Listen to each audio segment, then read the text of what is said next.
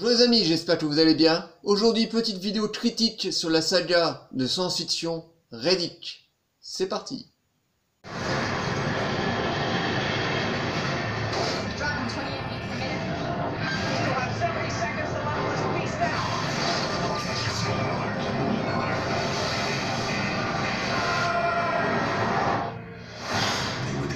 Survivors on a barren planet with a deadly prisoner intent on escape. All you people are so scared of me. But when darkness fell, A total eclipse. he was the only one deadly enough to fight this kind of evil. But it ain't me you gotta worry about now. The film that introduced Vin Diesel as Riddick, the ultimate anti-hero, is back. And we're not ready for this. Pitch Black Special Edition DVD is packed with exclusive bonus materials that take you behind the scenes of the theatrical sensation, The Chronicles of Riddick. You're not afraid of the dark, are you? It's the ultimate guide to Riddick's universe.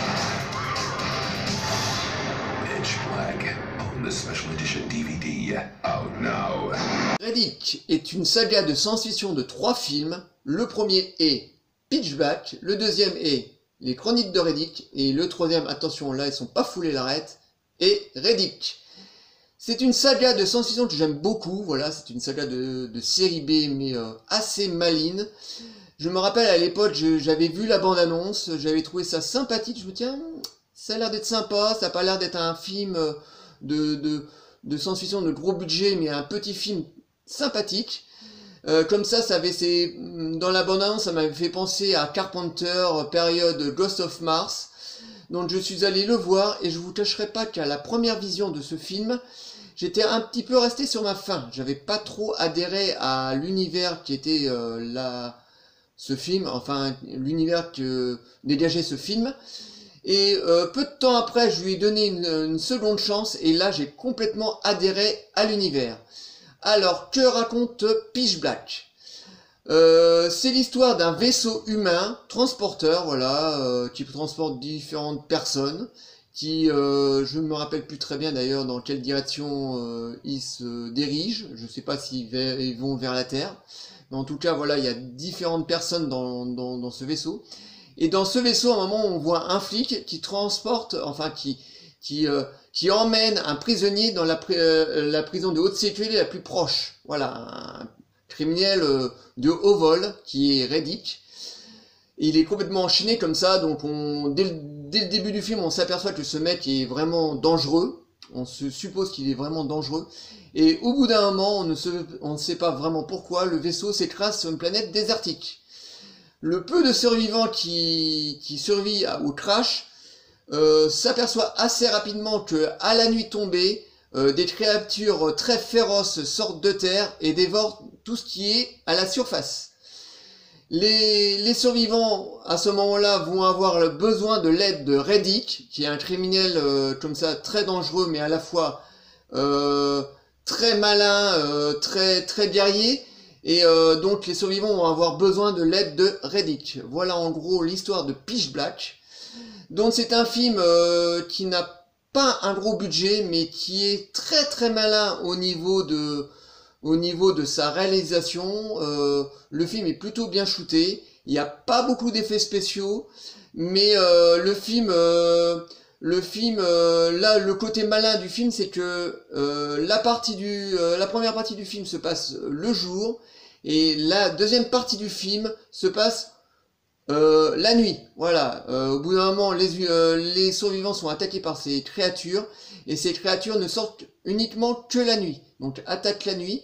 Et là, le film est vraiment très malin, parce que les créatures sont dans la nuit. Et la particularité de Riddick, c'est que Riddick en permanence, il porte des lunettes.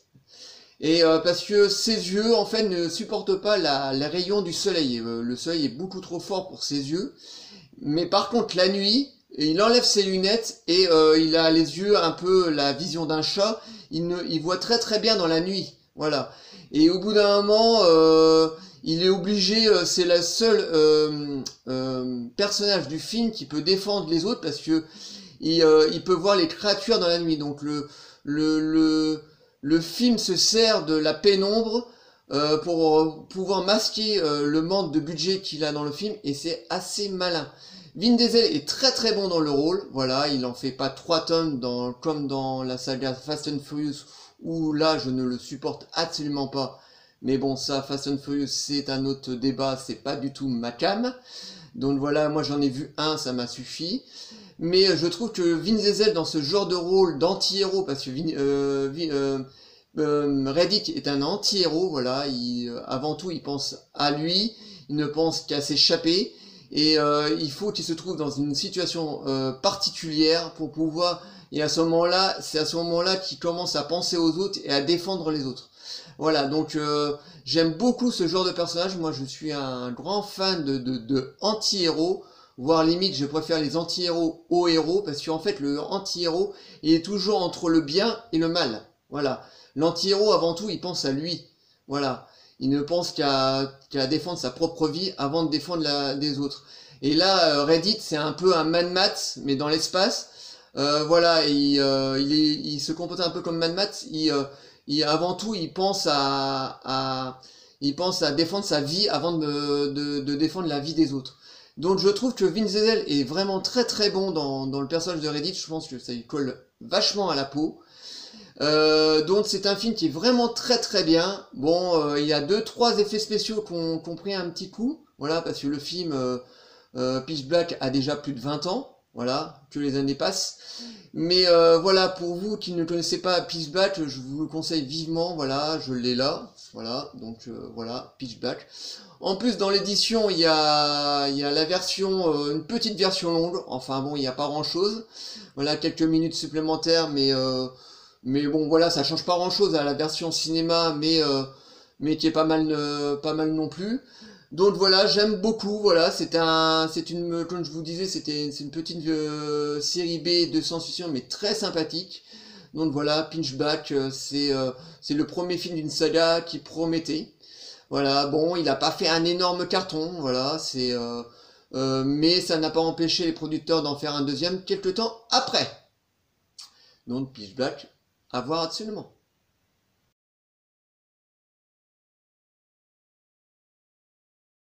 Trois ans plus tard, les producteurs décident de mettre en route un deuxième Reddick, donc une suite directe de Pitch Black. Malheureusement, le film à l'époque n'avait pas rencontré son public, voilà, n'avait pas fait un gros carton, ce qui était malheureux parce que c'était vraiment un film très sympatoche. Et ça n'a pas empêché les producteurs donc d'en réaliser un et en produire un nouveau. Donc ce suite s'appelle Les Chroniques de Reddick. Alors là, les producteurs ont décidé d'orienter la saga dans une autre direction, et là on est clairement dans un space opéra, style Star Wars ou Star Trek. Mais là, je vous dirais, on est plus proche d'un univers de Star Trek que de Star Wars, voilà. Donc les producteurs ont mis nettement plus d'argent, on le sent nettement. Le film est super bien shooté, mais vraiment très très beau. On a de très très beaux effets spéciaux. On en a beaucoup plus d'ailleurs que dans le premier. On a énormément de scènes d'action, le film va à 200 à l'heure, vraiment, le film dure 2 heures et on voit vraiment pas le temps passer, ça va vraiment à 200 à l'heure. On retrouve Vin Diesel dans le rôle de Reddick, il est toujours aussi charismatique, on sent que Vin Diesel aime beaucoup ce personnage, qui le défend, il va à fond dedans, il est vraiment très inspiré, donc ça fait vraiment plaisir de retrouver Vin Diesel dans la peau de Reddick. Voilà, donc ce qui est nouveau dans cette suite, c'est que là, Reddick va combattre les Necromongers, donc qui est une énorme armée, voilà, qui veut asservir comme ça la galaxie. Et c'est vraiment le côté grandiloquent de la saga, parce que on a cette armée comme ça qui a des costumes comme ça qui fait méchamment penser à l'Empire. Voilà, on a l'impression que c'est une armée comme ça qui est invincible, que personne ne peut les arrêter. Malheureusement, ils vont rencontrer Reddick sur leur passage, c'est ça qui va amener à leur perte, parce que Reddick est pratiquement invincible, mais c'est ça qui apporte le côté grandiloquent du film, parce que voilà, par rapport au premier film qui était un petit film de science-fiction assez malin, mais qui était quand même presque un huis clos, style Alien. Là, le deuxième est vraiment nettement plus grand en termes de budget, en termes de réalisation, en termes d'effets visuels et tout ça. On sent que les producteurs ont mis les petits pas dans les grands, donc ça apporte quelque chose de nouveau, quelque chose de fraîcheur. Voilà, ils ont pas fait un pâle copie du premier parce que ça aurait été assez répétitif. Si c'est pour faire la même chose que le premier, je vois pas trop l'intérêt. Mais voilà, ils sont inspirés, je pense que les producteurs se sont inspirés d'Aliens 2 en fait. Ridley Scott avait sorti Alien qui était donc un huis clos dans un vaisseau spatial. Et le deuxième, donc avec l'ampleur qu'a James Cameron, voilà, il a apporté le côté guerre et le côté comme ça film d'action dans la saga Alien. Donc Pitch Black est pareil, voilà, ils ont apporté ce côté film d'action, ce côté comme ça guerre en plus dans le film, qui apporte vraiment de la fraîcheur à la saga. Donc pour vous qui ne connaissez pas les Chroniques de Riddick, donc c'est une suite qui est nettement supérieure au premier qui était déjà très sympathique. Donc voilà, je peux que vous le conseiller. On voit vraiment pas les deux heures passer.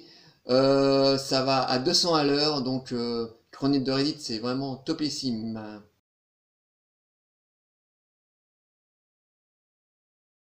Quelques années après, bon, les Chroniques de Riddick avaient plutôt bien marché par rapport au premier film qui, voilà, là, il avait rapporté un peu plus d'argent, mais était foufou, c'est bizarre. Là, les fans en avaient pour Fast and Furious, parce qu'à ce moment-là, il y avait 1 ou 2 Fast and Furious qui étaient déjà sortis à l'époque, mais les gens aimaient Vin Diesel dans la saga Fast and Furious, qui est pour moi bas du front à ceux, on peut pas faire mieux, hein, les grosses bagnoles et puis les pépés qui se votent dessus, pour moi c'est vraiment pas ma came. Mais à l'époque les gens aimaient Vin Diesel dans la saga Fast and Furious, mais n'appréciaient pas particulièrement Vin Diesel dans les Chroniques de Riddick, où là je le sens nettement plus investi. On sent, voilà, comme je vous disais dans la partie des Chroniques de Riddick, Vin Diesel, on sent qu'il aime ce personnage, voilà.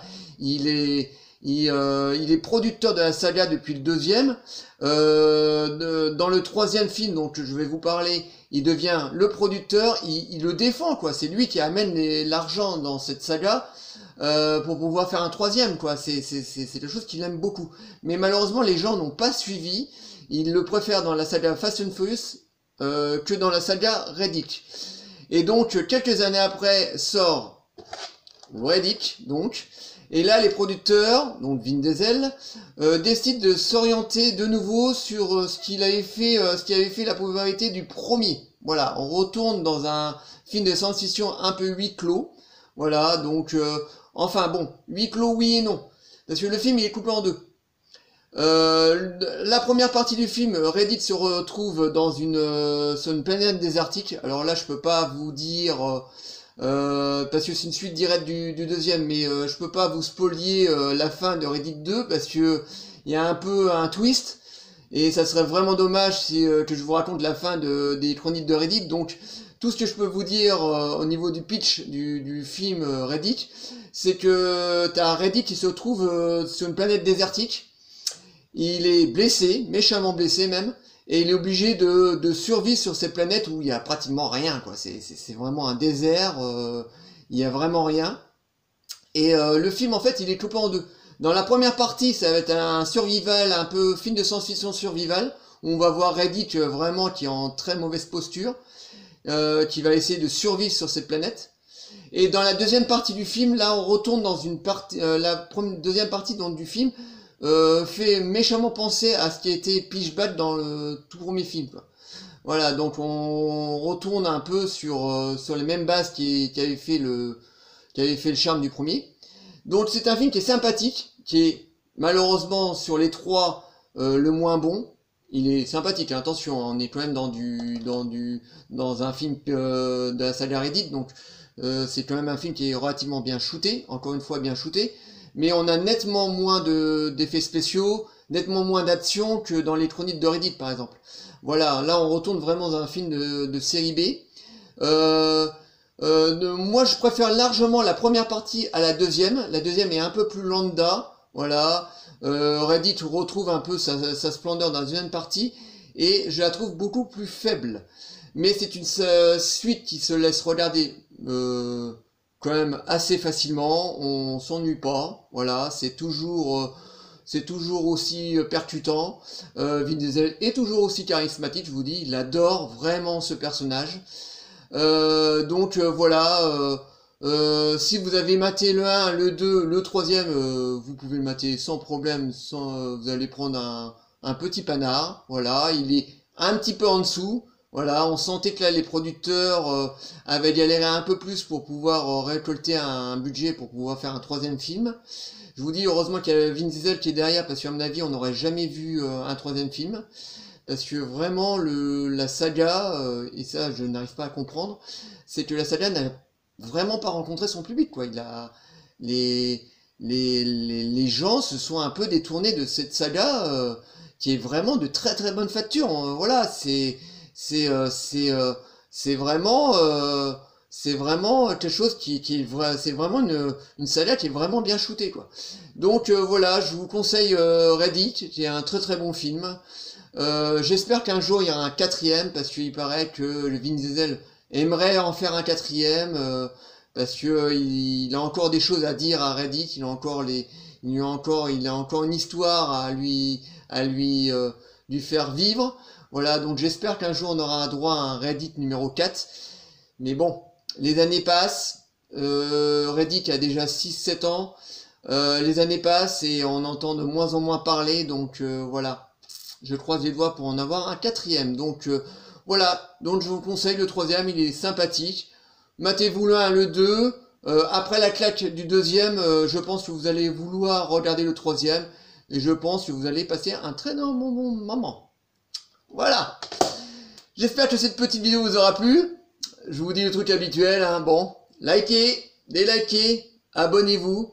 Envoyez-moi des commentaires, voilà, donc les commentaires de ce que vous pensez de la saga Reddit, mais moi c'est une saga que j'aime beaucoup. Et je vous dis à très très bientôt les amis. Ciao.